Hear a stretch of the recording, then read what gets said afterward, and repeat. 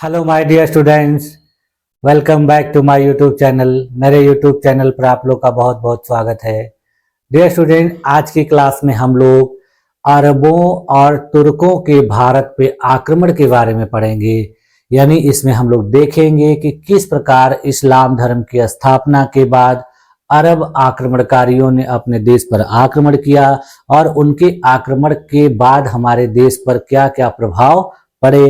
और फिर उसके बाद हम लोग देखेंगे कि अरब आक्रमणकारियों के जाने के बाद क्या फिर अपने देश पर मुस्लिम धर्म या इस्लाम धर्म के मानने वालों का आक्रमण हुआ, तो वो आक्रमण तुर्कों के रूप में हुआ और तुर्कों ने फिर अपने देश की धार्मिक व्यवस्था को, राजनीतिक व्यवस्था को किस प्रकार से प्रभावित किया और फिर अपने देश में क्या क्या बदलाव हुए। तो चलिए आइए देखते हैं कि देखिए, जैसा कि मैंने आप लोगों को बताया था पिछली क्लास में कि इस्लाम धर्म की जब स्थापना हुई थी उसके बाद मोहम्मद साहब ने इस धर्म का प्रचार प्रसार अपने जीवित रहते किया। फिर उसके बाद उनके जो उत्तराधिकारी थे, जिनको खलीफा कहा गया, उन लोगों ने इस धर्म का प्रचार प्रसार अरब और उसके आसपास के देशों में किया। फिर उसके बाद दुनिया के अन्य देशों में भी इसका प्रचार प्रसार किया जाने लगा। इस प्रचार प्रसार के लिए वो लोग कई तरीके का सहारा लेते थे, जिसमें व्यापार होता था, आक्रमण होता था और यात्रा होती थी एक स्थान से दूसरे स्थान। तो इस तरीके से उन्होंने अपने धर्म का प्रचार प्रसार किया। तो उसी क्रम में जो अगला प्रभाव था वो था आक्रमण के द्वारा प्रभाव। यानी आक्रमण करने के बाद उन लोगों ने किस प्रकार से अपने धर्म का प्रचार प्रसार किया, उसको हम लोग आज की क्लास में देखेंगे। तो देखिए, अरबों का भारत पर आक्रमण सबसे पहली बार कब हुआ?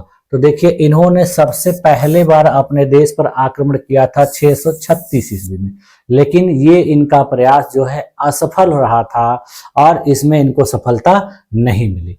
ये आक्रमण देखिए इन्होंने पहले खलीफा अबू बकर और उमर के शासन काल में किया था, लेकिन इनके ये प्रयास सफल नहीं हुए। 636 ईस्वी में जब इन्होंने अपने देश पर आक्रमण किया तो वो उन्होंने समुद्री मार्ग से किया और वर्तमान महाराष्ट्र के जो थाने हैं वहां पर किया था और गुजरात के भरूच नामक स्थान पे किया था, लेकिन ये दोनों ही प्रयास इनके असफल हो गए। और खलीफा अल वलीद के शासन में सिंध और मुल्तान को जीतने की योजना बनाई गई। यानी जब इनका पहला अभियान असफल हो गया तो फिर बाद में जो दूसरा खलीफा अल वलीद था उसके दौरान भारत में फिर से आक्रमण किया गया और भारत के सिंध वाले क्षेत्र पर किया गया। यानी सिंध जो है वर्तमान पाकिस्तान और भारत, गुजरात का जो क्षेत्र है भारत का, वहां का जो क्षेत्र था वहां पे किया गया। और यह आक्रमण किया गया मोहम्मद बिन कासिम के द्वारा, जो 712 ईस्वी में किया गया था। इस आक्रमण की जानकारी हमें एक पुस्तक से मिलती है जिसका नाम चचनामा है, लेकिन इस पुस्तक का लेखक कौन है अभी तक इसके बारे में किसी को पता नहीं चला। तो यही पुस्तक इस आक्रमण के बारे में जानकारी का स्रोत मानी जाती है।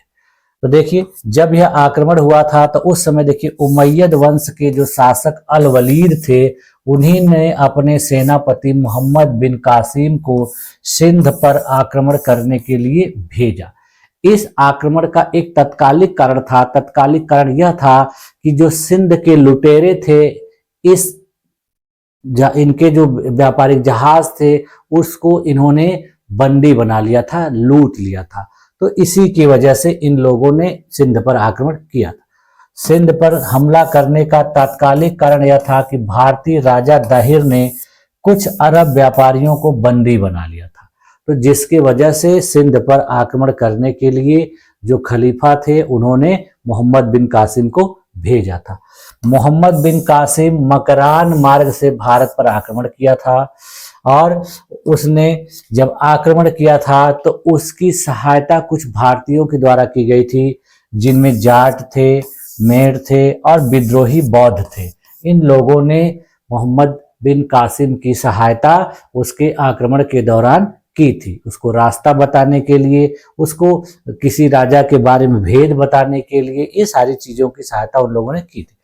मोहम्मद बिन कासिम की सेना में उस समय देखिए ऊंट थे, अश्वारोही थे और शिला पत्थर फेंकने वाले मंजानिक या मैग्नल तथा नौफ्ता आदि हुआ करते थे। ये क्वेश्चन देखिए एग्जाम में पूछा गया है कि जो मोहम्मद बिन कासिम के सैनिक थे वो किस प्रकार के हथियार का उपयोग करते थे। उसके बाद देखिए मोहम्मद बिन कासिम ने देवल यानी वर्तमान जो कराची है उसी के पास के क्षेत्र पर आक्रमण किया था और फिर उसके बाद उसने अलोर और मुल्तान को जीता था। यानी सबसे पहले उसने भारत पर सिंध वाले क्षेत्र में जो किया था वो देवल नामक स्थान पे किया था और वह जो देवल नामक स्थान है वर्तमान पाकिस्तान के कराची के पास स्थित था। उसने यहाँ पर जो राजा दाहिर था उसको रावण के युद्ध में पराजित किया और इस युद्ध में राजा दाहिर मारा गया तथा उसकी पत्नी रानी बाई ने जौहर कर लिया। यानी उसकी पत्नी ने इस आक्रमण के प्रभाव स्वरूप अपने पति की हत्या के बाद जौहर कर लिया था।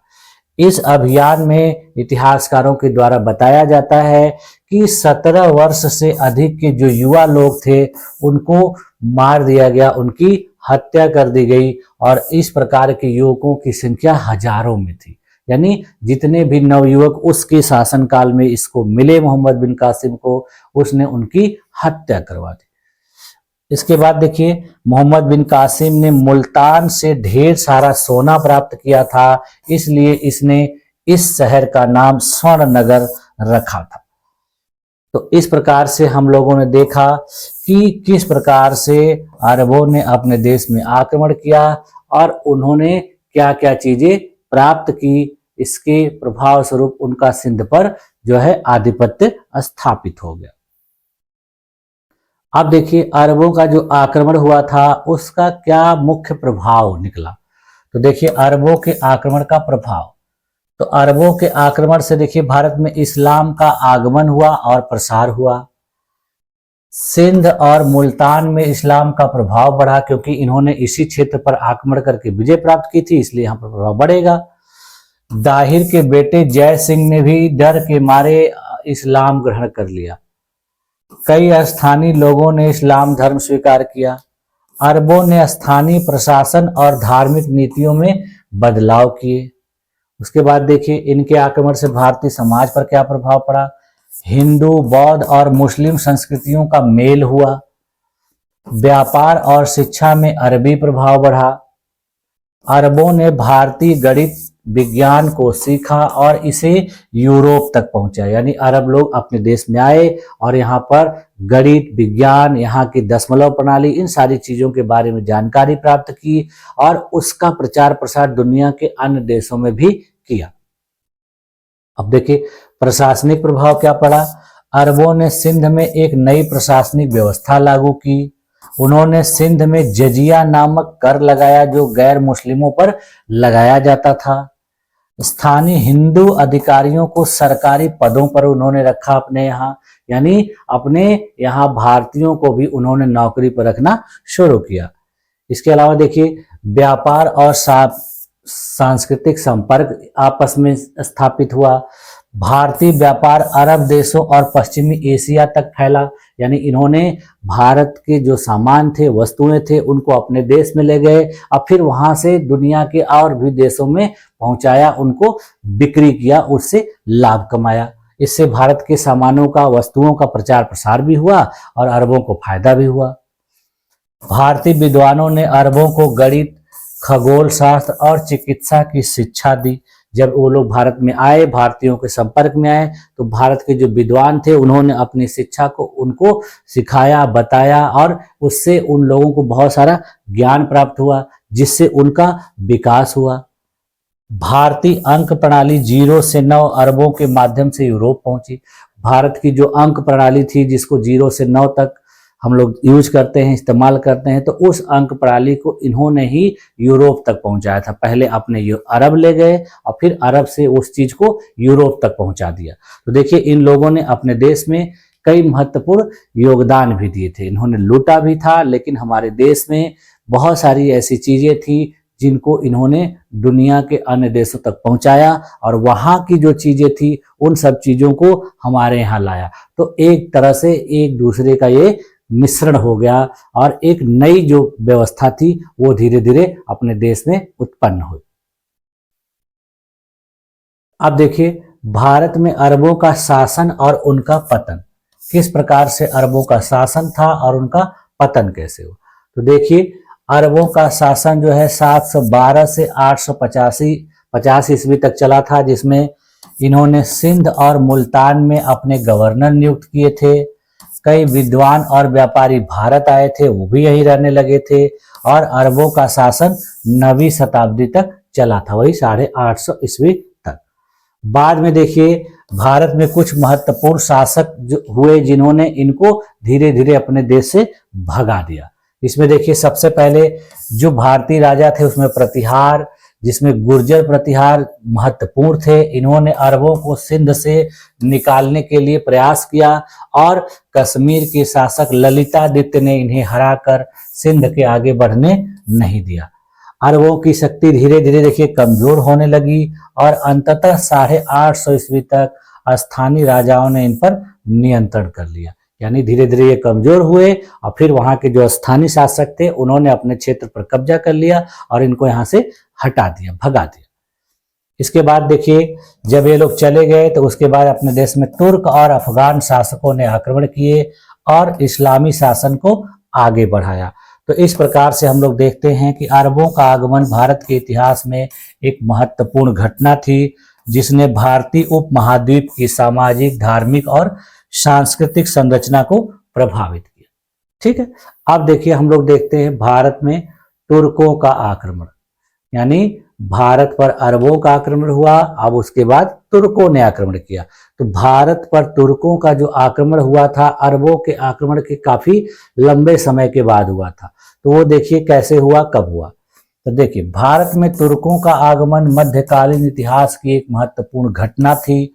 तुर्कों ने 10वीं से 12वीं शताब्दी के बीच कई आक्रमण किए, जिनमें महमूद गजनवी और मोहम्मद गोरी के आक्रमण बहुत ज्यादा प्रमुख है। यानी तुर्कों का जो आक्रमण किया गया था वो लगभग 200 साल के बीच में 2 बार हुआ था। एक बार महमूद गजनवी के द्वारा और दूसरी बार मोहम्मद गोरी के द्वारा। इन दोनों के आक्रमणों ने अपने देश में बहुत सारे प्रभाव छोड़े हैं। तो वो देखिए क्या क्या है। तो देखिए तुर्कों के आगमन से भारत की राजनीतिक, सामाजिक और सांस्कृतिक स्थिति में महत्वपूर्ण परिवर्तन हुए। उनके आक्रमण ने भारत में इस्लामी शासन की नींव रखी और आगे चलकर दिल्ली सल्तनत की स्थापना हुई। यानी इन्होंने आक्रमण किया, या आक्रमण करने के बाद महमूद गजनवी तो यहाँ नहीं रहा, उसने लूटपाट करके सारी चीजों को अपने देश लेके चला गया। लेकिन बाद में जो मोहम्मद गोरी आया उसने अपने देश में लूटपाट भी किया और शासन भी स्थापित किया, और इसी के वजह से बाद में एक सल्तनत की स्थापना हुई जिसको हम लोग दिल्ली सल्तनत के नाम से जानते हैं। और उसमें विभिन्न वंशों ने कई वर्षों तक अपने देश पर शासन किया। तो देखिए भारत में तुर्कों के आगमन के क्या कारण थे, पहले इसको जान लेते हैं कि भारत तुर्क में आए किस लिए थे। तो देखिए तुर्कों के भारत पर आक्रमण करने के कई कारण थे, जिनमें प्रमुख सबसे कारण था आर्थिक कारण। यानी जो तुर्क लोग थे वो अपने देश की जो संपदा थी, धन था, उसको लूटना चाहते थे और उसके लिए उन्होंने भारत पर आक्रमण किया था। उनको देखिए जानकारी मिली थी कि भारत बहुत संपन्न देश है, यहाँ पे बहुत धन संपदा मौजूद है, जिसकी वजह से इन लोगों ने अपने देश पर आक्रमण किया था। और इन्होंने सोमनाथ, कन्नौज और अन्य समृद्ध शहरों पर आक्रमण करके यहाँ पर लूटपाट की थी। तो एक कारण हो गया। उसके अलावा देखिए इन्होंने यहाँ के मंदिरों में सोने, चांदी और बहुमूल्य रत्नों का विशाल भंडार था, इसको पता करा था इन लोगों ने, तो इसकी वजह से किया। तुर्क शासकों को अपने सैन्य अभियानों के लिए धन की आवश्यकता थी। वो लोग दुनिया में हर समय लड़ते झगड़ते रहते थे, आक्रमण करते रहते थे। तो इस आक्रमण के लिए, इन युद्धों के लिए बहुत सारे पैसे की जरूरत पड़ती थी। तो उस पैसे की पूर्ति के लिए इन्होंने भारत पर आक्रमण किया था। तो ये इनका आर्थिक कारण था। इसके बाद देखिए धार्मिक कारण में क्या था कि तुर्क शासक इस्लाम धर्म का प्रसार करना चाहते थे और उसके लिए इन्होंने भारत पर आक्रमण किया। भारत एक बड़ा देश था, उनको लगा कि इस देश पर आक्रमण करने से हमारे धर्म के मानने वाले समर्थक बहुत ज्यादा मात्रा में हो जाएंगे। तो इसके वजह से इन्होंने अपने देश पर आक्रमण किया। हिंदू और बौद्ध धर्म के विरुद्ध युद्ध को इन्होंने जिहाद के रूप में प्रस्तुत किया, यानी अपने देश के जो प्राचीन धर्म थे जिसमें हिंदू और बौद्ध धर्म थे, इसको इन्होंने जिहाद के रूप में उपयोग किया और इनका विरोध किया, इनको नष्ट करने का पूरा प्रयास किया। इसके अलावा देखिए इन्होंने भारतीय मंदिरों को नष्ट करना तथा इस्लामी संस्कृति को स्थापित करने का एक महत्वपूर्ण प्रयास किया।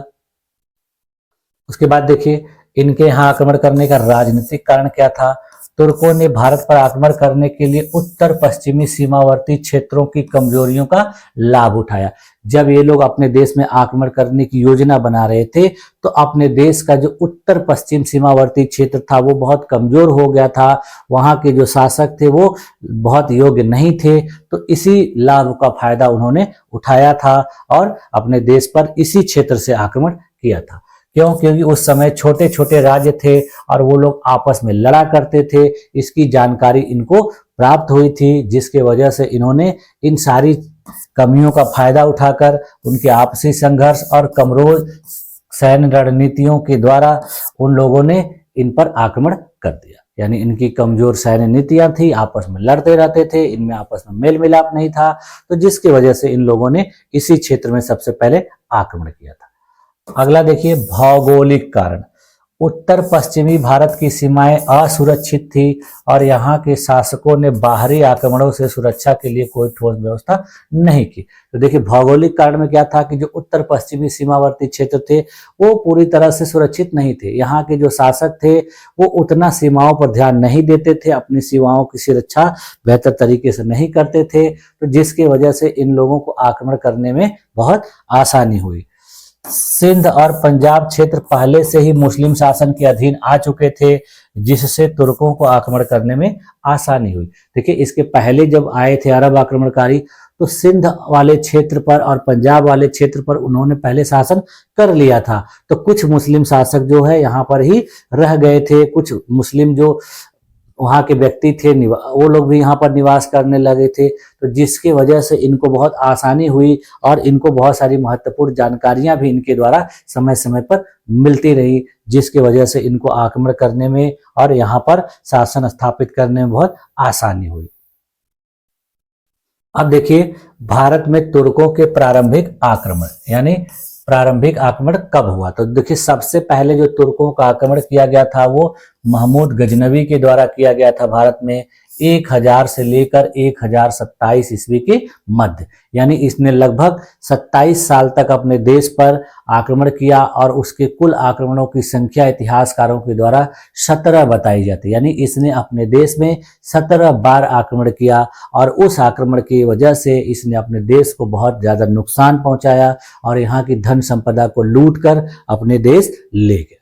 तो देखिए महमूद गजनवी जो था वो गजनी का एक शासक था, जिसका जन्म देखिए ये 971 ईस्वी में हुआ था और 1030 ईस्वी में इसकी मृत्यु हो गई थी। यह गजनी स्थान जो है वर्तमान अफगानिस्तान में स्थित एक छोटा सा कबीलाई क्षेत्र था जहां का यह शासक था। इसके पिता का नाम सुबुक्तगीन था, यानी यह सुबुक्तगीन नामक एक गजनी के शासक का पुत्र था। बाद में उसके पिता के बाद इसने शासन वहां का संभाला था। इसने देखिए भारत पर 17 बार आक्रमण किए थे और यह जब सबसे पहले बार अपने देश में आया था तो यह खैबर दर्रे से होते हुए भारत पर आक्रमण किया था। यानी जो खैबर दर्रा है उत्तर पश्चिमी क्षेत्र में, उसी रास्ते से यह अपने देश में आया था। जब यह अपने देश में आक्रमण करता था तो वर्षा ऋतु की समाप्ति पर वह अपने देश गजनी से चलता था और शीत ऋतु में आक्रमण करता था, फिर ग्रीष्म ऋतु के आरंभ में यहाँ से चला जाता था। यानी जब बरसात शुरू होने वाली होती थी तब वहां से चलता था और उसके बाद अपने देश में शीत ऋतु में पहुंच जाता था, वहां पे आक्रमण करता था, लूटपाट करता था और फिर ग्रीष्म ऋतु के शुरू होने से पहले यहाँ से वापस चला जाता था। तो इस प्रकार से अपने देश पे ये आक्रमण करता था। इसके देखिए जो प्रमुख आक्रमण थे वो कौन कौन से थे, जिसमें देखिए इसने सबसे पहले 1001 ईस्वी में पेशावर और वह हिंद के क्षेत्र पर आक्रमण किया था, जहां का शासक जयपाल था और इसने जयपाल को हराया था। जयपाल ने ग्लानिवश अपनी आत्महत्या कर ली थी, यानी उसको बहुत आघात पहुंचा जिसकी वजह से उसने आत्महत्या कर ली। उसके बाद फिर देखिए 1008 ईस्वी में इसका महत्वपूर्ण आक्रमण हुआ था इसी जयपाल के पुत्र आनंदपाल के ऊपर, और आनंदपाल को भी इसने हराया था। आनंदपाल ने राजपूत शासकों का एक संघ बनाया था और महमूद गजनवी ने इस संघ को पराजित करके विजय प्राप्त कर ली थी। इसके बाद देखिए इसका महत्वपूर्ण आक्रमण 1011 ईस्वी में नागरकोट पर था। नागरकोट पर आक्रमण करने के बाद इसने यहाँ के ज्वालामुखी मंदिर को लूटा, यहाँ से अपार धन संपदा अपने साथ ले गया और उस मंदिर को छिन्न भिन्न कर दिया।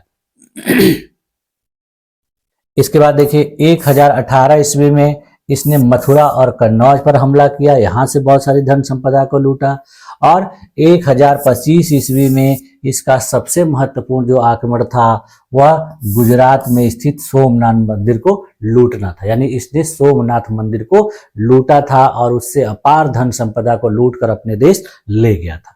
इस सोमनाथ मंदिर के धन संपदा को लूट कर ले जाने के क्रम में इसको जाटों ने इसके ऊपर हमला कर दिया था और यह उस समय तो चला गया, लेकिन फिर बाद में वह 1027 ईस्वी में वापस आया और इन्हीं जाटों को उसने हराया और इनसे ढेर सारी संपत्ति लूटकर फिर वापस अपने देश गजनी चला गया। तो इस प्रकार से देखिए इसका जो अंतिम आक्रमण था यही जाटों के विरुद्ध ही था, यानी इसने उनसे बदला लेने के लिए, सबक सिखाने के लिए 1027 ईस्वी में इनके ऊपर आक्रमण किया था। इसके अलावा देखिए इस अभियानों के बीच में इसने कुछ जो और भी क्षेत्रों को जीता था, उसमें देखिए 1008 में ही इसने कांगड़ा, उज्जैन, ग्वालियर, कन्नौज, दिल्ली, कलिंजर और अजमेर की संपत्ति को भी लूटा था, उसको हड़प लिया था।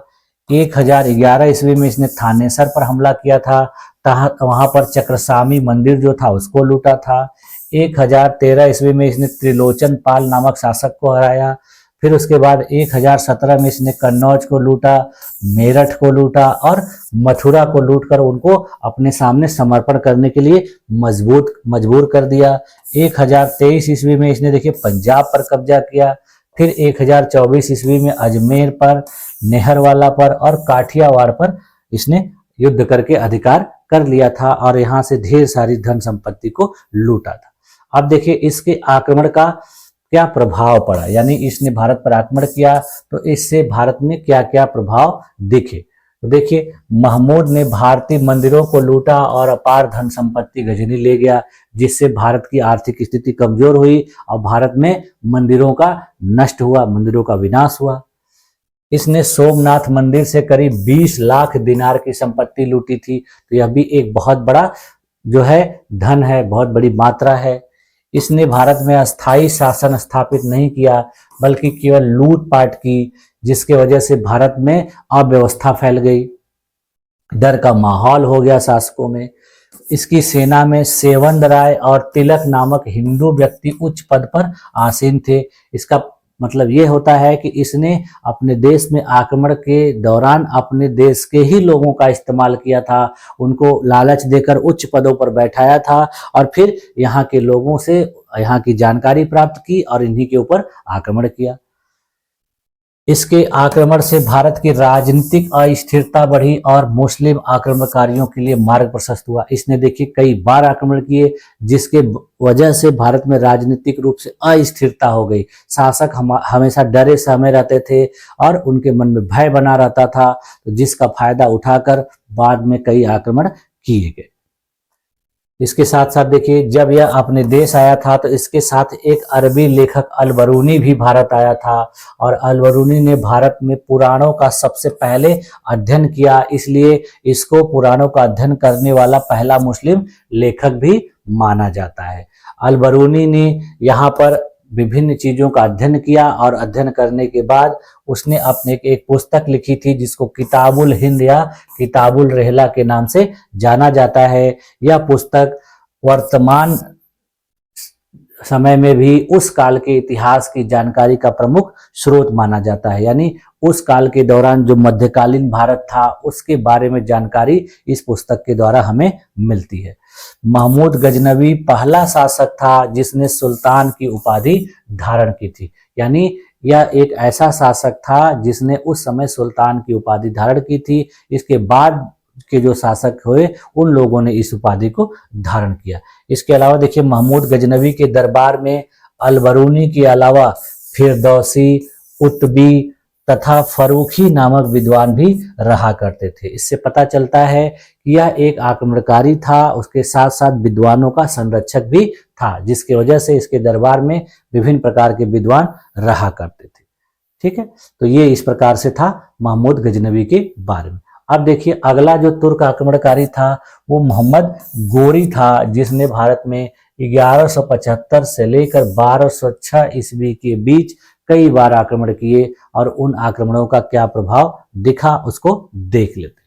तो देखिए मोहम्मद गोरी जो था 1162 ईस्वी में उसका जन्म हुआ था और 1206 ईस्वी में उसकी हत्या हो गई थी।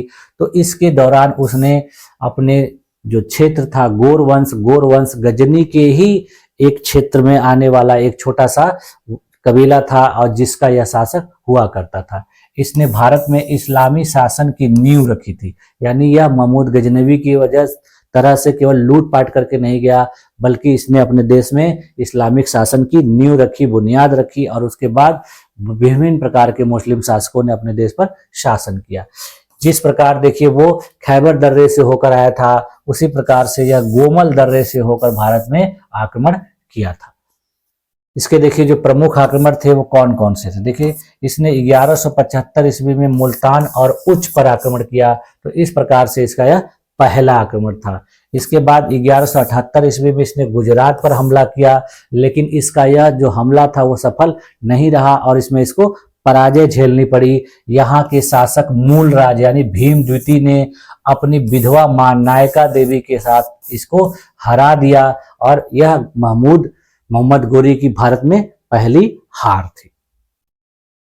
इसके बाद देखिए 1188 ईस्वी में इसने भटिंडा का अभियान किया और उसके बाद वहां पर तबर हिंद का किला जीत लिया।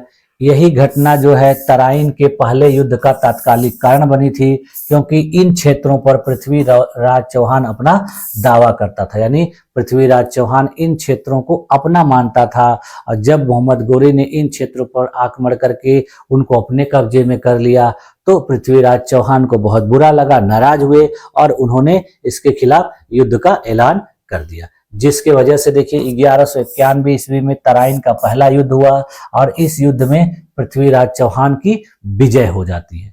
लेकिन इस युद्ध के जस्ट एक साल के बाद ही 1192 ईस्वी में मोहम्मद गोरी ने महमूद गजनवी के साथ फिर आक्रमण किया और उसमें तराइन का दूसरा युद्ध हुआ, जिसमें उसने धोखे से पृथ्वीराज चौहान को हरा दिया और हराने के बाद उनको बंदी बनाकर ले गया। बाद में फिर इतिहासकारों के द्वारा कहा जाता है कि उसने उनकी हत्या कर दी। इसके बाद फिर देखिए इसने 1194 ईस्वी में कन्नौज की लड़ाई की, कन्नौज का युद्ध लड़ा और वहां के शासक जयचंद को भी हरा दिया।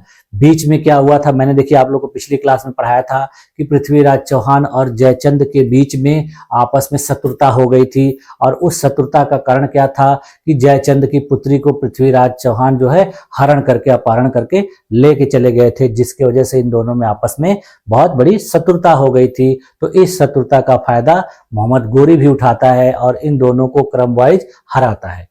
इसके बाद देखिए 1202 और 1230 ईस्वी के दौरान इसने कलिंजर और बंगाल को जीता था और 1206 ईस्वी में इसने खोखरों के विरुद्ध अंतिम अभियान किया था। इसी अभियान के बाद इसकी हत्या कर दी गई थी। इसके अलावा देखिए इसके बीच में इसने 1194 ईस्वी में अपना जो गुलाम ऐबक था उसके द्वारा दिल्ली एवं अजमेर को अपने अधीन कर लिया था और दिल्ली में इसके गुलाम ऐबक के द्वारा कुब्बत उल इस्लाम नामक मस्जिद बनवाई गई थी। और फिर 1196 ईस्वी में उसी ऐबक के द्वारा विग्रह राज चतुर्थ के द्वारा निर्मित किए गए संस्कृत विद्यालय को तोड़वाकर वहां पर एक मस्जिद बनवाई गई थी और जिसका नाम 2.5 दिन का झोपड़ा रखा गया था। यानी इसका जो योग्य सेनापति था, ऐबक गुलाम था, इसने इन सब क्षेत्रों को अपने कब्जे में करके यहाँ पर 2 मस्जिदों का निर्माण कराया, दिल्ली में कुब्बतुल इस्लाम मस्जिद और अजमेर में 2.5 दिन का झोपड़ा। इसके बाद देखिए 1195 ईस्वी में ऐबक ने कोइल यानी वर्तमान अलीगढ़ को जीता। 1196 में उसने रणथंभौर का किला जीता। उसके बाद देखिए 1195-96 में गोरी ने बयाना और ग्वालियर को जीता। यानी ये लोग कई ग्रुप बनाकर अपने देश में कई क्षेत्रों पर आक्रमण करते थे। कुछ जगहों को गोरी लूटता था, कुछ जगहों को ऐबक लूटता था, और कुछ जगहों को इसका एक और सेनापति था जिसका नाम बख्तियार खिलजी था, वो कर लूटता था। तो देखिए 1197 ईस्वी में गोरी ने अन्हिलवाड़ को लूटा और इसी पैसे से उसने इल्तुतमिश नामक एक गुलाम या दास को खरीदा था। यही इल्तुतमिश बाद में जो है कुतुबुद्दीन ऐबक का दामाद और दिल्ली सल्तनत में गुलाम वंश का एक महत्वपूर्ण शासक भी बनता है। 1197-98 ईस्वी में देखिए इसने बदायूं जीता। 1199-1200 में इसने मालवा जीता और 1202 में इसने चंदेल राजा परमार्दी देव को हराकर महोबा एवं खजुराहो को भी जीत लिया। 1204 ईस्वी में गोरी के सेनापति बख्तियारुद्दीन खिलजी ने ओदंतपुरी, विक्रमशिला और नालंदा विश्वविद्यालयों को नष्ट किया। यानी इसका जो सेनापति बख्तियार खिलजी था वो पूरब की तरफ चला आया, यानी बंगाल और बिहार के क्षेत्र में गया और उसने वहां पर लूटपाट की और वहां पर प्रमुख जो शिक्षा के केंद्र थे, विश्वविद्यालय थे, उनको नष्ट भ्रष्ट कर दिया। जिसमें देखिए नालंदा विश्वविद्यालय बहुत प्रमुख था। इसने यहाँ के पुस्तकालयों को जला दिया, नालंदा विश्वविद्यालय में आग लगा दी, पूरी तरह से उसको नष्ट कर दिया और फिर उसने बिहार और बंगाल के क्षेत्र को भी जीत लिया था। 15 मार्च 1206 ईस्वी को सिंधु नदी के तट पर दमयक नामक स्थान पर नमाज पढ़ते समय मोहम्मद गोरी की हत्या कर दी गई किसी के द्वारा। बाद में उसका जो गुलाम ताजुद्दीन यल्दौज था उसके द्वारा उसके शव को गजनी तक सुरक्षित पहुंचवाया गया और वहीं पर उसको दफनवा दिया गया। यानी जब इसकी हत्या हो गई तो उसके शव को उसके देश ले जाया गया और वहां पर उसको दफन कर दिया गया। देखिए मोहम्मद गोरी के 3 महत्वपूर्ण उत्तराधिकारी थे जिसको इसने अपना जो क्षेत्र था वो सब इनके नाम से उनको सौंपा था। जिसमें देखिए एक महत्वपूर्ण था कुतुबुद्दीन ऐबक जिसको इसने भारत का जीता हुआ क्षेत्र सौंपा था। उसके अलावा नासिरुद्दीन कुबाचा था जिसने इसके जीते गए सिंध के क्षेत्र पर शासन किया और अगला जो ताजुद्दीन यल्दौज था जिसको गजनी का क्षेत्र इसके द्वारा दिया गया था। अब देखिए मोहम्मद गोरी के आक्रमण का क्या प्रभाव था अपने देश पर। तो देखिए मोहम्मद गोरी ने भारत में आक्रमण करने के बाद अस्थायी शासन की नींव रखी थी। इसकी विजय के बाद कुतुबुद्दीन ऐबक ने दिल्ली सल्तनत की स्थापना की थी। उसके अलावा इस्लामी शासन की भारत में शुरुआत हुई और यह शासन बाद में मुगलों तक जारी रहा।